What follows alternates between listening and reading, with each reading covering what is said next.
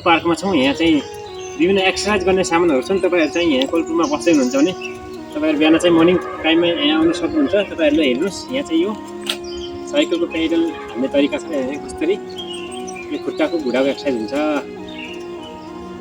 त्यसपछि हामी अर्को यस्तो छ साथीहरू, हेर्नुहोस् ठ्याक्कै हाम्रो यो सबै शरीरको एक्सर्साइज, शरीर फिटनेस गर्नको लागि तपाईँहरू कोलपुर नजिक बस्दै हुनुहुन्छ भने जिममा जानु पर्दैन। यहाँ चाहिँ यहाँ फ्रीमा गर्न पाइन्छ। दुईजनाको लागि यो चाहिँ लागि बसेर यस्तो गर्न सक्नुहुन्छ। हाम्रो खुट्टाहरू यस्तो तन्किन्छ र उड्ने स्टाइल। हाम्रो सर उ गर्दै हुनुहुन्छ अहिले कम्मललाई। हो पुसअप सेटअप हो, सेटअप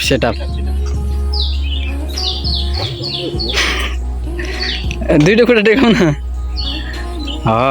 ओके, आहा बिस्तारै हाम्रो शरीरलाई एकदम फ्लेक्सिबल बनाउनको लागि यस्तो गर्नुपर्ने हुन्छ। अब अर्को पनि हाम्रो शरीर आफ्नो ज्यान उठाउने ट्याक्कै, छाती बाहिर निकाल्ने ट्याक्कै। पछि आउँछ त्यही ढाड पनि मट त्यस्तो यस्तो पनि ट्याक्कै हो हाम्रो यो ढाडको लागि। तल खुट्टाको लागि, खुट्टाको तलको मासु माथि फिला बढाउने। यस्तो ट्याक्कै तपाईँले जति पनि गर्न सक्नुहुन्छ। के आनन्द आउँछ या दामी मजा छ। दौड्ने स्टाइल, हामी दौड्ने खेलाडीहरू छौँ भने पहिला यस्तो गर्नुपर्छ एक्सर्साइज।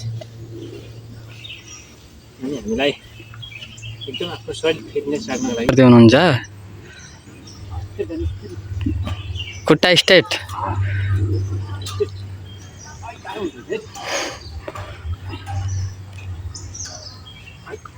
बस।